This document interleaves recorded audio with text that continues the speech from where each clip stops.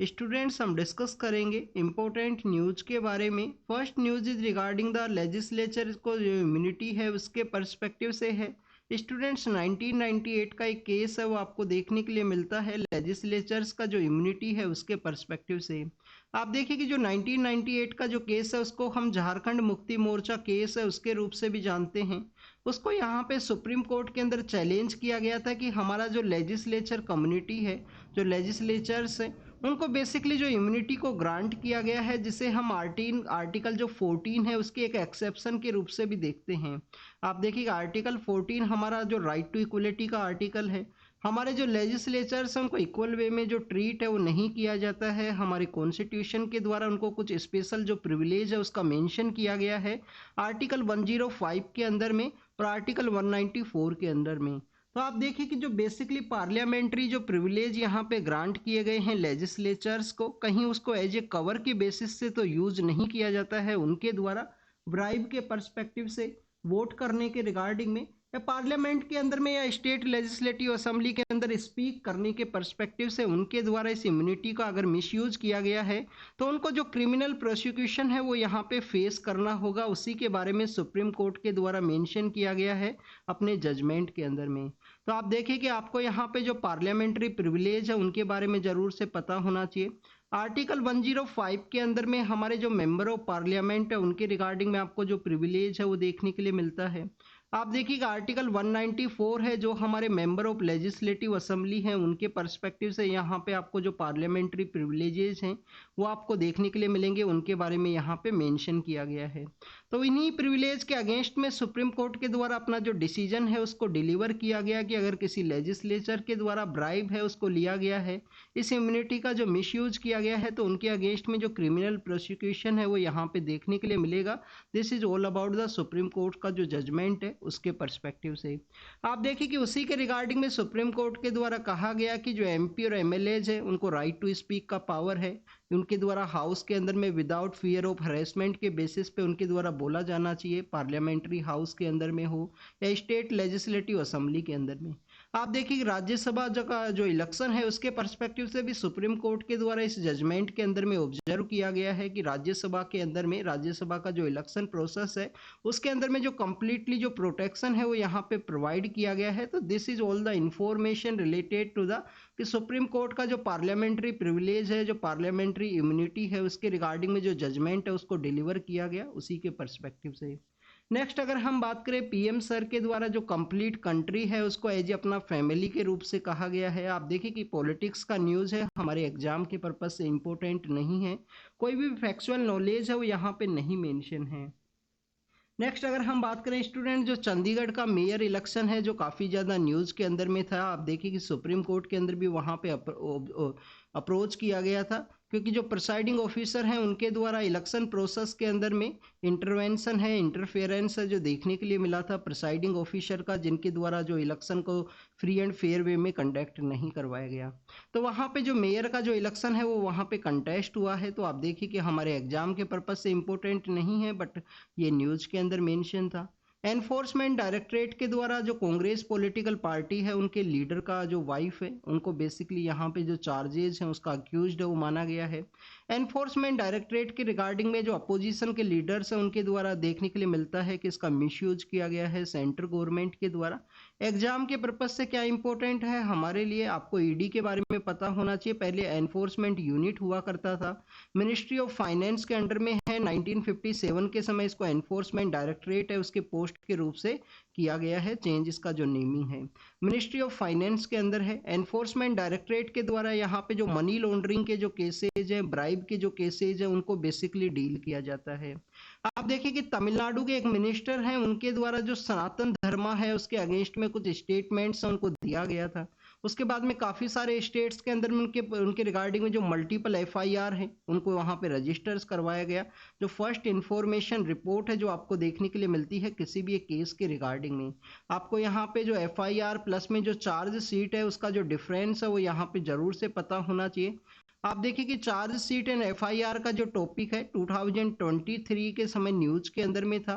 तो हो सकता है कि आपके द्वारा यूपीएससी के द्वारा इनके बिटवीन में जो डिफरेंस है उसके रिगार्डिंग में क्वेश्चन पूछ लिया जाए। जैसे कि आप देखिए, इससे पहले भी यूपीएससी के द्वारा जो पैरोल का जो कॉन्सेप्ट है उसके रिगार्डिंग में जो क्वेश्चन है वो पूछे गए हैं। तो आपको यहाँ पे ईडी का जो सम्मन्स है वो भी काफ़ी ज़्यादा न्यूज़ के अंदर में है। अपोजिशन के जो लीडर्स हैं उनको सम्मन सेंड किया गया है इनके द्वारा। तो आपको सम्मन के बीच में नोटिस का जो डिफरेंस है, सर्क्यूलर क्या होता है, इन सभी का जो डिफरेंस है वो आपको जरूर से पता होना चाहिए। इनके बारे में आप रीड करना स्टूडेंट्स काफ़ी अच्छे से। यहाँ पे अगर हम बात करें, सुप्रीम कोर्ट के अंदर पेटिशन है कि उनका जो मल्टीपल एफआईआर है उनको क्लब कर दिया जाए सुप्रीम कोर्ट के द्वारा, जिससे कि उनसे उनके द्वारा बेटर वे में यहाँ पे जो हर एक चार्जशीट है उसको डील किया जा सके, हर एक एफआईआर को डील किया जा सके। नेपाल के अंदर जो पॉलिटिकल अलायंस था वो चेंज हुआ है, नया गवर्नमेंट वहाँ पे फॉर्म हुआ, नया अलायंस है वो क्रिएट हुआ है। उसी के रिगार्डिंग में न्यूज है, एग्जाम के पर्पज से इम्पोर्टेंट नहीं है। नेक्स्ट आप देखिए कि केरल के रिगार्डिंग में है स्टूडेंट्स, केरल के पर्सपेक्टिव से यहाँ पे मेंशन किया गया है। केरल के अंदर में जो ह्यूमन और वाइल्ड लाइफ का जो कन्फ्लिक्ट है वो आपको देखने के लिए मिलता है। तो उसी के पर्सपेक्टिव से जो न्यूज़ है उसको मेंशन किया गया है कि इडुक्की डिस्ट्रिक्ट के अंदर एक वुमेन के ऊपर में जो एलिफेंट है उसके द्वारा अटैक किया गया। तो उसी के रिगार्डिंग में जो प्रोटेस्ट है वो देखने के लिए मिला था। उससे पहले वायनाड के अंदर में इस तरीके का जो प्रोटेस्ट है वो न्यूज़ के अंदर में था। इडुक्की डिस्ट्रिक्ट आपको पता होना चाहिए कि केरल के अंदर में एक हाईलैंड का एरिया है, वहाँ पे जो इराविकुलम नेशनल पार्क है, इराविकुलम जो नेशनल पार्क है वो भी आपको देखने के लिए मिलता है। और आप देखें कि इराविकुलम जो नेशनल पार्क है वो नीलगिरी तहर की वजह से काफ़ी ज़्यादा फेमस है। जैसे कि हम कुछ नेशनल पार्क्स के बारे में बात करते हैं तो वो एक उनके रिगार्डिंग में एक स्पीशीज है उसका मोर डोमिनेशन आपको वहाँ पे देखने के लिए मिलेगा। जैसे आप देखिए कि डेजर्ट नेशनल पार्क है, डेजर्ट नेशनल पार्क के अंदर में आपको जो ग्रेट इंडियन बस्टर्ड है उनका जो प्रेजेंस है वो आपको हायर देखने के लिए मिलेगा। कश्मीर के अंदर जो डचिंगम नेशनल पार्क है उसके बारे में हम जब भी रीड करते हैं तो कश्मीरी जो स्टैग है, जिनको कि यहाँ पे रेड डियर की वजह से भी जाना जाता है, आप देखिए उनकी पॉपुलेशन अभी रिसेंटली उसके रिगार्डिंग में एक रिपोर्ट है जो न्यूज़पेपर के अंदर था, संडे का जो न्यूज़पेपर है उस दिन उनके बारे में मेंशन किया गया था। तो डचिंगम नेशनल पार्क के अंदर में आपको वहाँ पे जो हंगुल है, जिसको कि कश्मीर का एनिमल के रूप से भी ऑब्जर्व किया जाता है, या आप देखिए कि कश्मीरी स्टैग है उसका पॉपुलेशन की वजह से वो न्यूज़ के अंदर देखने के लिए मिलता है। इराविकुलम नेशनल पार्क आपको नीलगिरी तहर की वजह से देखने के लिए मिलेगा, जो कि तमिलनाडु का एक स्टेट एनिमल आपको देखने के लिए मिलता है। इसके अलावा आप देखें कि मणिपुर के बारे में जब हम रीड करते हैं तो कैबुल नाम जो नेशनल पार्क है वहाँ पे आपको लोकटक लेक देखने के लिए मिलेगा। और आप देखिए कि जो संगाई डियर हैं, जो डांसिंग डियर हैं, उसकी वजह से वो न्यूज़ है। तो आपको ऐसे प्रोटेक्टेड एरिया से रिलेटेड जहाँ पे हायर डेंसिटी है उसके बारे में आपको जानकारी होनी चाहिए। ह्यूमन और एलिफेंट का जो कन्फ्लिक्ट है उसके बारे में है। इसके रिगार्डिंग में आपको चीफ वाइल्ड लाइफ वार्डन को जो पावर है उसके पर्सपेक्टिव से आप जरूर से रीड करना, हमारा जो वाइल्ड लाइफ प्रोटेक्शन एक्ट है उसी के पर्सपेक्टिव से। पीएम सर हमारा जो कलपक्कम न्यूक्लियर पावर प्लांट है वहाँ पे विजिट किए थे। आप देखिए कि भवानी नाम का हमारे यहाँ पे एक इनिशिएटिव है, उनके द्वारा कोर लोडर है उसको डेवलप किया गया था। तो उसी के इनोग्रेशन के दौरान में पीएम सर है कलपक्कम के वहाँ पे विजिट किए। आपको हमारे यहाँ पे न्यूक्लियर जो पावर प्लांट्स हैं उनके बारे में पता होना चाहिए। कहाँ पे तारा, यहाँ पे अलग अलग जो पावर प्लांट्स है उनके बारे में कि कहाँ पे कौन सा पावर प्लांट है वो सिचुएटेड है। आप देखिए कि कुडनकुलम कहाँ पे है, तमिलनाडु के अंदर आपको कुडनकुलम देखने के लिए मिलेगा। कलकप्पम वही है, कैगा नाम का है। तारा नगर है जो आपको महाराष्ट्र के अंदर देखने के लिए मिलता है। इसके अलावा आप देखिए कि अगर हम बात करें यहाँ पे गुजरात के बारे में तो वहाँ पे बेसिकली आपको जो काकरापर नाम का जो न्यूक्लियर प्लांट है वो देखने के लिए मिलता है। सूरत का जो नियर बाई एरिया है, बारडोली का एरिया है, वहाँ पे वो सिचुएटेड है। इसके अलावा आप देखिए कि राजस्थान के अंदर भी आपको एक न्यूक्लियर पावर है, वो न्यूक्लियर पावर प्लांट है वो देखने के लिए मिलता है। गोरखपुर नाम का है जो हरियाणा के अंदर सिचुएटेड है। तो इनका लोकेशन आपको जरूर से पता होनी चाहिए। नेक्स्ट आप देखिए कि बेंगलोर के अंदर एक कैफे के अंदर जो ब्लास्ट है वो देखने के लिए मिला था, जिसको कि हम रामेश्वरम कैफे के रूप से जानते हैं। उस केस को जो एनआईए का जो टीम है, नेशनल इन्वेस्टिगेशन का जो टीम है, उसको बेसिकली यहाँ पे ऑफर किया गया है, उनको दिया गया है, इस केस को हैंड ओवर कर दिया गया। 2008 के समय एनआईए है उसको क्रिएट किया गया था। 26/11 का जो इंसिडेंट है उसके बाद में आपको 2-3 ऑर्गेनाइजेशन है, एनटीआरओ नाम का जो ऑर्गेनाइजेशन है, एनआईए नाम का जो ऑर्गेनाइजेशन है, ये सब आपको देखने के लिए मिलता है। 2008 का जो 26/11 है, 26/11 का जो इंसिडेंट है मुंबई के अंदर में, उसके बाद से आप देखिए कि हमारे यहाँ पे जो WTO है उसका मिनिस्टेरियल कॉन्फ्रेंस है वो ऑर्गेनाइज हुआ। कहाँ पे हुआ स्टूडेंट्स मिनिस्टेरियल कॉन्फ्रेंस? वो आपको देखने के लिए मिलेगा अबू धाबी के अंदर में। अबू धाबी का जो एरिया है, अबू धाबी है, वहाँ पे इसको ऑर्गेनाइज किया गया था। तो बेसिकली जो फ्री एंड फेयर वे में जो ट्रेड है, फ्री एंड फेयर वे में जो ट्रेड है उसको यहाँ पे डेवलप करने के रिगार्डिंग में है अबू धाबी के अंदर में यहाँ पे मिनिस्टेरियल कॉन्फ्रेंस है वो ऑर्गेनाइज हुआ। तो अगर हम बात करें मिनिस्टेरियल कॉन्फ्रेंस के बारे में, तो प्रेजेंट समय में वर्ल्ड का जो ट्रेड है वो डिक्लाइनिंग सिचुएशन के अंदर में है। काफ़ी सारे जो कन्फ्लिक्ट है वो देखने के लिए मिले हैं। आप देखिए कि रेड सी के अंदर में जो रेड सी का एरिया है वहाँ पे होती रिबेलियंस के द्वारा अटैक किया गया है। काफ़ी सारी जो ट्रेड्स है वहाँ पे डिक्लाइन हुआ।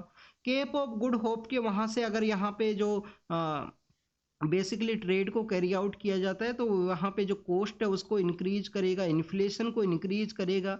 नेक्स्ट आप देखिए कि और भी काफ़ी सारे ऐसे एरियाज है जिसके अंदर आपको रशिया यूक्रेन का जो क्राइसिस है वो देखने के लिए मिलता है, जहाँ पे ब्लैक सी के रिगार्डिंग में जो ट्रेड है वहाँ पे डिक्लाइन हुआ था। ग्रेन्स के रिगार्डिंग में एक डील है वो भी आपको देखने के लिए मिलती है, क्योंकि यूक्रेन के अंदर में काफ़ी सारे जो ग्रेन्स है वो उगाए जाते हैं। और आप देखिए उसी के रिगार्डिंग में यहाँ पे डिस्कस किया गया है कि फ्री एंड फेयर वे में जो ट्रेड है उसको बूस्ट किया जाए WTO के द्वारा।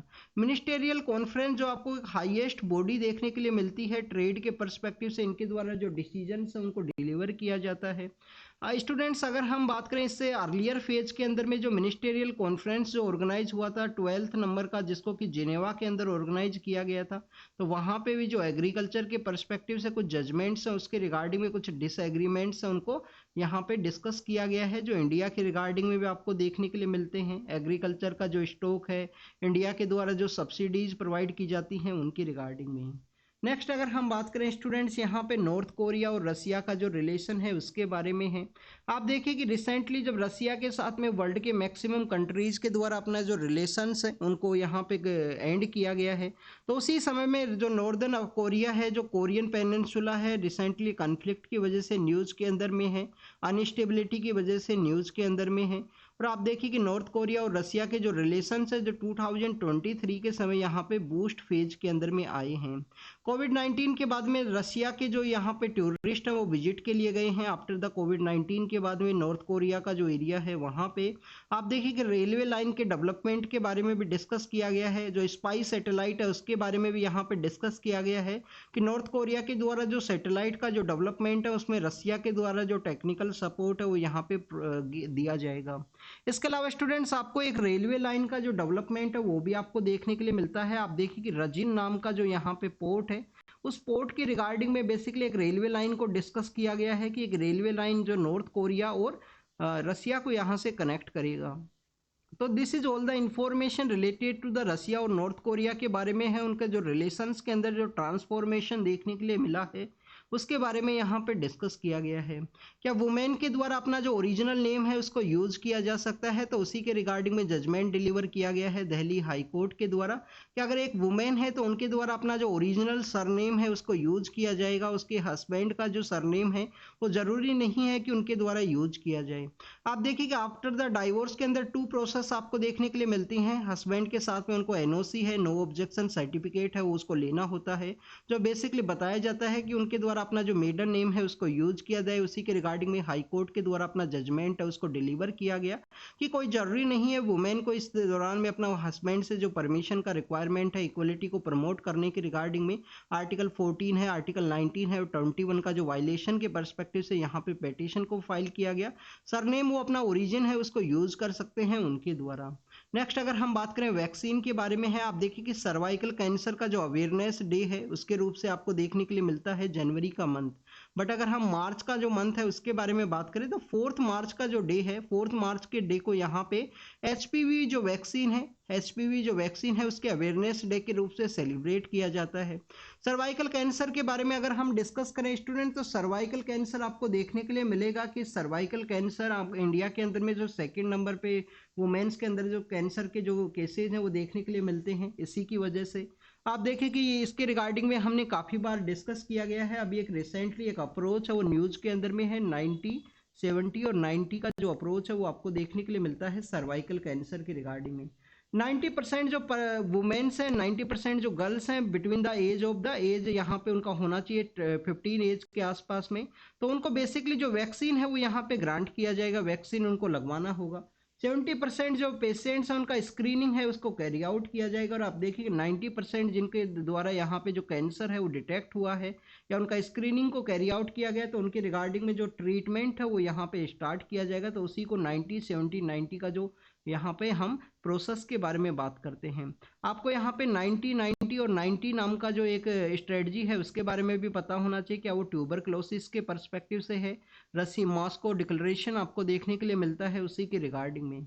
नेक्स्ट अगर हम बात करें यूके के जो इलीगल यहाँ पे जो क्रॉसिंग है उसके पर्सपेक्टिव से है, तो आप देखिए कि 2023 के अंदर में काफ़ी सारे इंडियंस हैं, उनका जो नंबर्स हैं वो इंक्रीज हुए हैं, जो यूनाइटेड किंगडम है वहाँ पे विजिट के लिए एज ए माइग्रेंट के इलीगल वे में उनके द्वारा जो क्रॉसिंग है उसको कैरी आउट किया गया।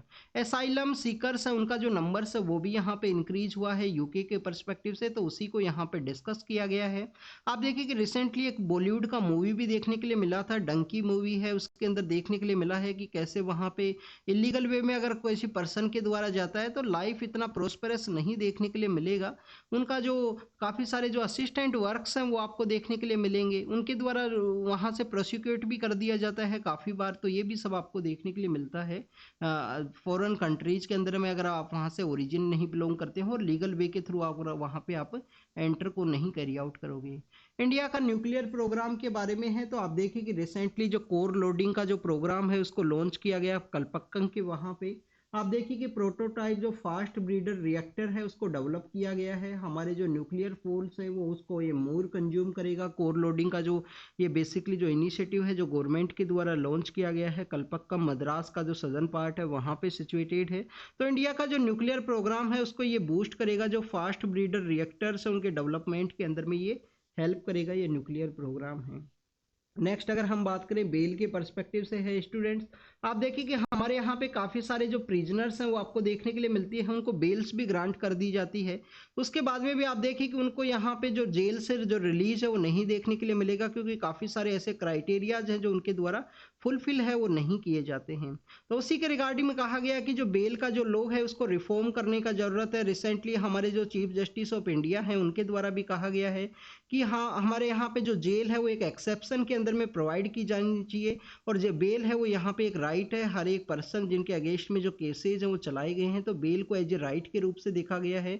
बट यहाँ पे despite large number of prisoners है जो जेल के अंदर में आपको क्लोज देखने के लिए मिलेंगे, ड्यू टू द कि बेल का जो कंप्लीट लॉ है उनके पास में जो मिनिमम अमाउंट है वो यहाँ पे नहीं है, मिनिमम जो बेल का जो अमाउंट है उनके पास में नहीं है। तो आप देखिए उनका जो कंटिन्यूस जो प्रोजेंस है वो आपको देखने के लिए मिलता है जेल के अंदर ही। इलेक्टोरल बॉन्ड के रिगार्डिंग में है कि जो 30 जून का जो समय मांगा गया है एसबीआई के द्वारा, जो बेसिकली ओनली ऑफिशियल एक बैंकिंग इंस्टीट्यूशन आपको देखने के लिए मिलता है इलेक्टोरल बॉन्ड के पर्सपेक्टिव से। 6 मार्च का जो डे है वो यहाँ पे डिसाइड किया गया था सुप्रीम कोर्ट के द्वारा, बट उनके द्वारा जो एक्सटेंशन है वो मांगा गया था।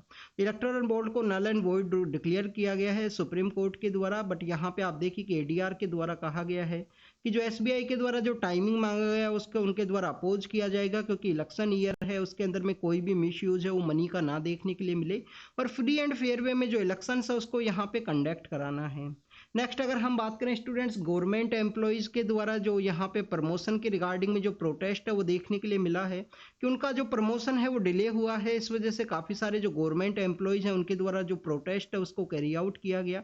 और आप देखिए कि जो डिपार्टमेंट ऑफ टेली कम्युनिकेशन है उनके द्वारा यहाँ पे जो चाक्सू नाम का जो प्लेटफॉर्म है उसको डेवलप किया गया है। प्लेटफॉर्म में जो ऑल अबाउट द की जो स्पैम के जो कॉल्स हैं, जो फ्रॉड कॉल्स हैं वो यहाँ पे ना देखने के लिए मिले, उनके रिगार्डिंग में आपको जो रजिस्ट्रेशन है उसको कैरी आउट करना होगा, जिससे कि मैक्सिमम ये जो फ्रॉड कॉल्स हैं उनको डील किया जा सके। फ्रांस का जो पार्लियामेंट है उनके द्वारा यहाँ पे आप देखिए कि जो कॉन्स्टिट्यूशनल राइट है अबॉर्शन के रिगार्डिंग में, तो उसके रिगार्डिंग में जो कानून है वो बनाया गया। हैती के बारे में हमने डिस्कस किया था कि कैरेबियन ओशियन के अंदर सिचुएटेड है, कैरेबियन सी के अंदर में, तो वहाँ पे आप देखिए कि हैती का लोकेशन आपको पता होना चाहिए, इमरजेंसी डिक्लेयर कर दिया गया है। काफ़ी सारे जो प्रिजनर्स हैं उनके द्वारा प्रिजन को ब्रेक किया गया है। साउथ कोरिया के रिगार्डिंग में है, डॉक्टर के अगेंस्ट में जो एक्शन है उसके पर्सपेक्टिव से। थाईलैंड का जो टॉप कोर्ट है वहाँ पे जो पॉलिटिकल अथॉरिटीज़ हैं उनके करप्शन के जो चार्जेस हैं उन डिफरेंट डिफरेंट केसेस के बारे में है, पॉलिटिकल स्पेयर के अंदर में एग्जाम के पर्पज से इम्पोर्टेंट नहीं है। नेपाल के बारे में हमने ऑलरेडी डिस्कस किया है। और इसके अलावा आप देखिए कि जो डोनाल्ड ट्रंप है उनका जो इलेक्शन है उसके बारे में है, तो प्राइमरी जो रेसर है उसके रूप से वो विनर के रूप से इमर्ज हुए हैं काफ़ी सारे स्टेट्स के अंदर में, वो भी हमने कुछ दिनों पहले डिस्कस किया था। तो Joe Biden versus Donald Trump का जो इलेक्शन है वो वहाँ पे हो सकता है, यूएसए का जो प्रेसिडेंट इलेक्शन है दिस ईयर। तो this is all about the today's newspaper discussion. आप इसको रीड कीजिए, रिवाइज कीजिए। Thank you students, thank you very